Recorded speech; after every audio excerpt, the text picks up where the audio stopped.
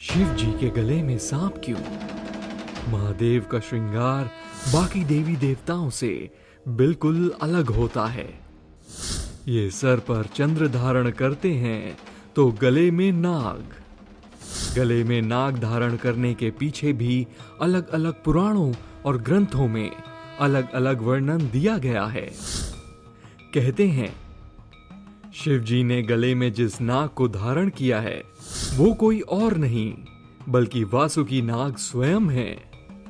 वो कहते हैं, मैं शिव के गले का श्रृंगार हूं, वासुकी नाग। मैं वही हूं जो भगवान कृष्ण के जन्म के समय भी यमुना नदी पार करवाते समय उनका छत्र बन गया था। समस्त नागकुल शिव के परम भक्त रहे हैं, अर्थात शैव रहे हैं। पुराणों के अनुसार यह भी माना जाता है कि नागवंश ने ही सर्वप्रथम शिवलिंग की पूजा आरंभ की थी। पुराणों में वर्णित कथाओं के अनुसार ग्रंथों सभी नागों की उत्पत्ति ऋषि कश्यप से हुई। दक्ष प्रजापति की 2 पुत्रियां थी, वनिता और कद्रु। उन्होंने अपनी दोनों पुत्रियों का विवाह ऋषि कश्यप से कर दिया। दक्ष प्रजापति ने अपनी बेटियों का हाथ देते हुए कहा, आज से मेरी दोनों पुत्रियां आपकी हुई। आप जैसा दामाद पाकर मेरा जीवन धन्य हो गया। ऋषि कश्यप ने प्रत्युत्तर देते हुए कहा, मैं आपकी पुत्रियों को समस्त मान सम्मान दूंगा और उन्हें सम्मान पूर्वक अपने साथ रखूंगा।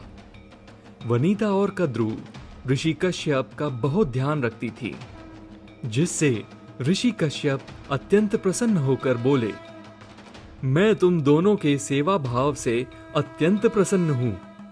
आप दोनों कृपया करके वर मांगे। तो कद्रु बोली, स्वामी, मैं 1000 पुत्रों की माता बनूं, ऐसा वर दे मुझे। ऋषि कश्यप ने आशीर्वाद देते हुए कहा, अवश्य देवी। फिर वो वनिता की तरफ देखते हुए कहते हैं, आप कुछ नहीं मांगेंगी मुझसे? वनिता कहती है, मुझे मात्र 2 पुत्र चाहिए स्वामी, किंतु वो 2 पुत्र सभी लोकों में आपके नाम और कुल को आगे बढ़ाएं, यही वर दें मुझे। ऋषि कश्यप ने दोनों को आशीर्वाद दे दिया। ऋषि कश्यप के वरदान के अनुसार वनिता के 2 और कद्रु के 1000 पुत्र हुए। कश्यप ने पुत्र के पैदा होने पर नामकरण करते हुए कहा, वनिता, आपकी इच्छा के अनुसार आपके 2 पुत्र हुए हैं। हमारे ज्येष्ठ पुत्र का नाम शेषनाग होगा। वह आपके गौरव और चराचर जगत में आगे बढ़ाएगा। शेषनाग 1000 मस्तक वाले नाग थे। यही शेषनाग विष्णु की शैया बने और नागलोक के राजा भी बने। उन्होंने ब्रह्मा जी की घनघोर तपस्या की, जिससे उनको अनंत काल तक नाम बने रहने का वरदान मिला। ब्रह्मदेव ने उनको वरदान देते हुए कहा, आपके फन पर यह संपूर्ण धरती टिकी रहेगी। आपका वैभव अनंत काल तक बना रहेगा। आप पाताल लोक के स्वामी बनेंगे। ब्रह्मा जी के इस वरदान की वजह से शेषनाग नागलोक से पाताल लोक चले गए, लेकिन जाने से पहले वो कद्रु के सबसे बड़े पुत्र को नागलोक सौंपते हुए कहा, अनुज वासुकी, मैं अब पाताल लोक जा रहा हूं। अब इस नागलोक के राजा तुम हो। वासुकी भी शिव के परम भक्त थे। उनको राजपाट में अधिक रुचि नहीं थी। उन्होंने मन ही मन सोचा, यह मुझे क्या हो रहा है? मेरे अंदर विरक्ति के भाव क्यों आ रहे हैं? मेरा हृदय बस शिव भक्ति में ही क्यों लगता है?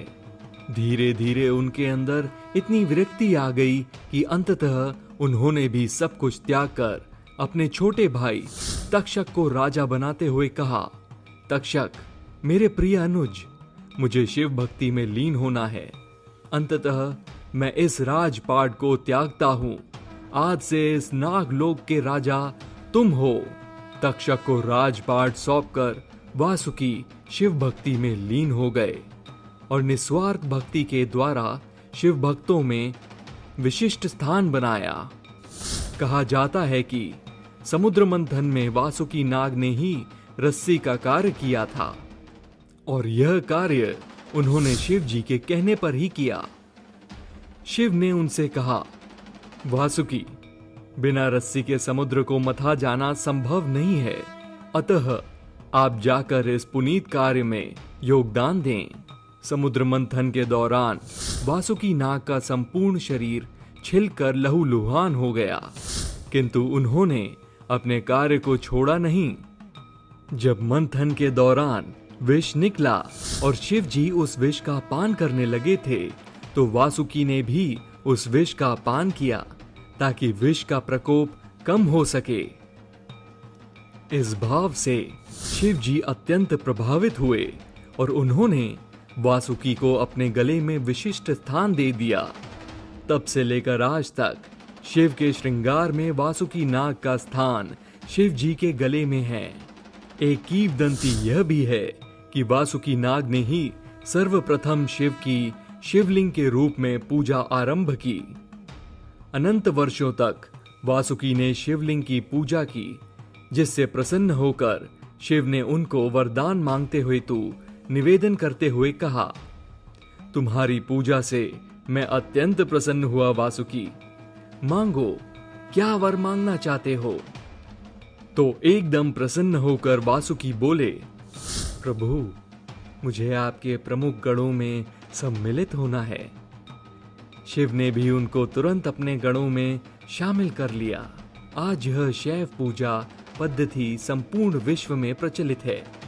इस वरदान की वजह से ही शिवलिंग के चारों तरफ भी वासुकी नाग लिपटा हुआ रखा जाता है और शिव के प्रमुख श्रृंगार में उनके गले में लिपटा हुआ नाग भी माना जाता है।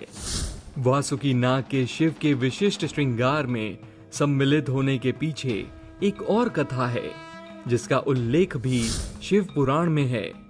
कहते हैं कि जब शिव जी बारात लेकर गए तो उनकी सासू मां उनके औंधड़ रूप को देखकर बेहोश हो गई थी। इसलिए विष्णु जी और वासुकी ने शिव जी के दूल्हे के रूप में श्रृंगार की जिम्मेदारी ली। वासुकी उनको तैयार करते हुए कहते हैं, प्रभु, आज आपका श्रृंगार मैं करूंगा, आप सबसे सुंदर वर लगेंगे। वासुकी नाग का शिव से प्रेम और समर्पण इतना अधिक था कि वो स्वयं भी उनके गले में आभूषण की भांति लटक गए और शिव ने अत्यंत प्रसन्न होते हुए कहा, वासुकी, तुम्हारा निश्चल प्रेम को देखकर मेरा मन हर्षित हो गया। आज के बाद तुम सदा ही मेरे गले का आभूषण बने रहोगे। इस तरह से अनेकों बार वासुकी ने भगवान शिव के प्रति अपने प्रेम, आसक्ति और समर्पण के भाव को दिखाते हुए ही उनके गणों में मुख्य स्थान प्राप्त किया। शिव जी ने तो स्वयं विशिष्ट स्थान देते हुए उनको कहा, हे सर्पराज वासुकी, तुम्हारा मेरे हृदय में विशिष्ट स्थान है। मेरे नंदी की ही भांति मैं तुमको स्नेह करता हूँ। सिर्फ तुम्हारे सर पर ही नागमणि पाई जाएगी और सभी शिवलिंग के साथ आपको भी सदैव पूजा जाएगा।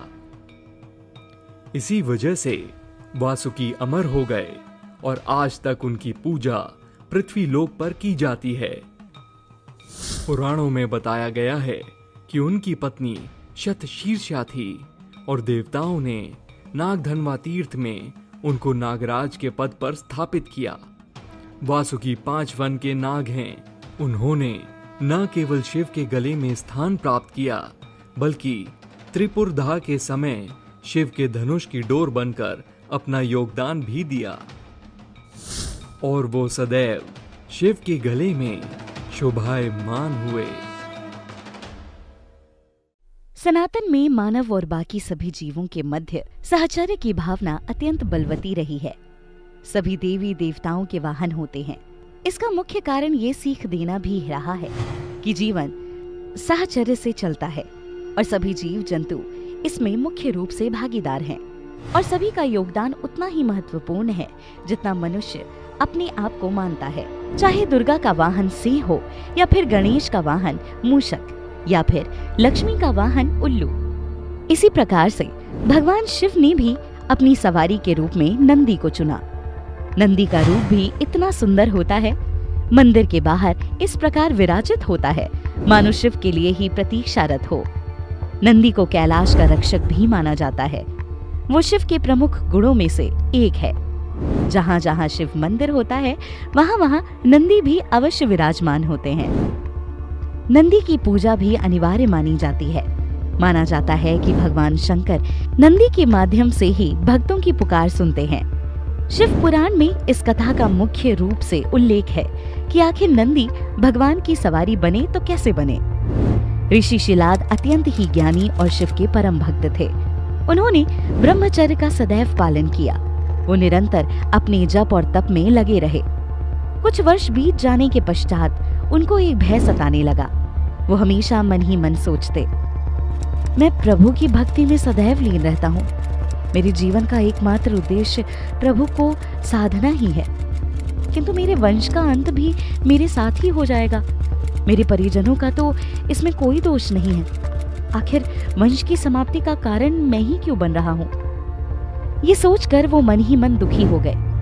इस भय के चलते उन्होंने मन ही मन ठाना कि शिव जी की आराधना करने के लिए उन्होंने ब्रह्मचर्य का पालन किया है, अब वही उन्हें मार्ग दिखाएंगे। ये सोचकर उन्होंने पुत्र प्राप्ति के लिए कठोर तपस्या शुरू की। अनवरत वर्षों तक वो शिव की तपस्या करते रहे।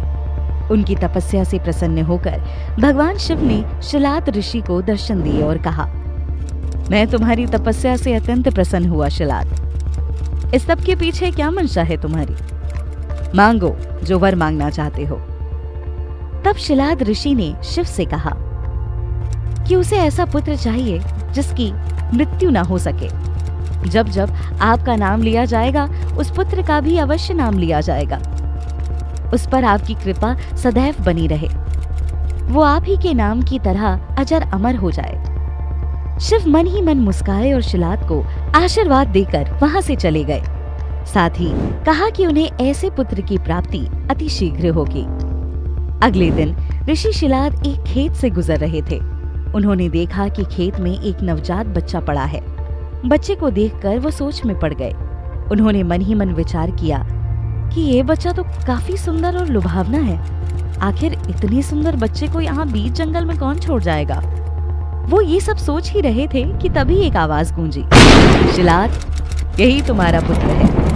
ये तुम्हारा वंश आगे बढ़ाएगा और वंश का नाम पूरी दुनिया में फैलाएगा। ये सुनकर ऋषि शिलाद बेहद प्रसन्न हुए और उन्होंने बच्चे को तुरंत गोद में उठाकर कहा, पुत्र, मेरा पुत्र, अब मैं निर्वंश नहीं हूँ। मेरा पुत्र कितना सुंदर और तेजस्वी है।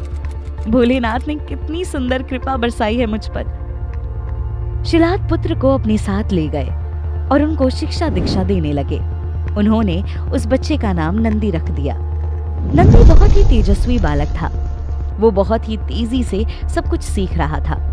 अत्यंत ही सौम्य और पितृ भक्ति में नंदी भी अपने पिता की तरह शिव भक्त बन चुका था। कुछ वर्षों बाद ऋषि शिलाद के घर पर 2 सन्यासी पहुंचे। ऋषि ने उनका खूब आदर सत्कार किया। इससे प्रसन्न होकर सन्यासियों ने ऋषि शिलाद को दीर्घ आयु का आशीर्वाद देते हुए कहा, तुम अत्यंत निर्मल हो और निश्चल हो। तुमसे मिलकर अत्यंत प्रसन्नता हुई। ईश्वर तुमको दीर्घायु करे। लेकिन उन सन्यासियों ने नंदी के लिए एक शब्द भी नहीं बोला। ऋषि शिलाद ने सन्यासियों से इसका कारण पूछा, क्या हुआ बाबा, मेरे पुत्र से कोई भूल हो गई है क्या? आपने उस पर अपना आशीष नहीं बरसाया। तब सन्यासियों ने पहले तो आनाकानी की, किंतु शिलाद के द्वारा बार बार पूछे जाने पर बताया कि नंदी की उम्र कम है, इसलिए हमने इसे कोई आशीर्वाद नहीं दिया। उन्होंने कहा, तुम्हारा पुत्र अत्यंत तेजस्वी है, किंतु इसकी आयु कम है। इसी वजह से हमने इसको दीर्घायु होने का आशीर्वाद नहीं दिया। अब हम विधाता द्वारा लिखी गई उम्र को बढ़ा तो नहीं सकते ना। ये बात नंदी ने सुन ली और अपने उदास पिता से कहा, मेरा जन्म तो शिव जी की कृपा से हुआ है। वही हमें राह दिखाएंगे और कृपा बरसाएंगे। आप चिंता ना करें पिताजी, जब तक भोलेनाथ है मेरा काल भी कुछ नहीं बिगाड़ सकता। इसके बाद नंदी भगवान शिव की स्तुति करने लगे और उन्होंने शिव का कठोर तप किया। इससे प्रसन्न होकर भगवान शिव प्रकट हुए और कहा, नंदी, तुम मुझे अत्यंत प्रिय हो। अपने पिता की भांति तुमने मेरे हृदय को जीत लिया। मांगो, क्या वर मांगना चाहते हो? तो नंदी ने कहा, आप मुझे अपनी शरण में ले ले महादेव, मुझे अपने पास ही एक छोटा सा स्थान दे दें। भगवान शिव ने कहा, नंदी, आज से तुम मेरी सवारी बनोगे, मेरे साथ हर क्षण रहोगे। मैं जहां भी जाऊंगा वहां तुम मेरे साथ चलोगे। मेरे कैलाश की रखवाली भी तुम ही करोगे। मुझसे यदि किसी को अपनी मनोकामना कहनी हो तो वो तुम्हारे कानों में भी कहेगा, तो मुझ तक पहुंच जाएगी। इस प्रकार से अपने तप के बल पर नंदी ने भगवान शिव के वाहन का रूप ग्रहण किया। एक और कथा भी है। ये माना जाता है कि समुद्र मंथन के समय जब शिव जी ने विषपान किया था तो विष की कुछ बूंदें गिर गई थी, जिसको नंदी ने अपनी जीभ से चाटा था, जिससे शिव जी अत्यंत प्रसन्न हो गए थे और कहा कि मेरा सबसे बड़ा भक्त नंदी है। शिव ने ही उनको नंदी अर्थात बैल का रूप प्रदान किया। वो शिव के मुख्य गढ़ों में से शामिल हो गया। बैल को महिष भी कहा जाता है, जिसके चलते शिव का एक नाम महेश भी पड़ा। इतिहास में अनेकों सभ्यताओं में बैल की प्रतिमा का उल्लेख मिलता है। जहां जहां शिवलिंग खुदाई में मिलता है वहां बैल की प्रतिमा भी अक्सर मिलती है। सुमेरियन, असीमिया और सिंधु घाटी सभ्यता की खुदाई में भी बैल की प्रतिमा मिली है। जिस प्रकार धर्म ग्रंथों में गाय को माता माना जाता है, उसी प्रकार से बैल को धर्म का अवतार माना जाता है। नंदी अर्थात बैल शक्ति और बल का प्रतीक भी माना जाता है। जिस तरह गाय में सर्वश्रेष्ठ कामधेनु गाय को माना जाता है, वैसे ही बैल में सबसे उत्तम नंदी को माना जाता है।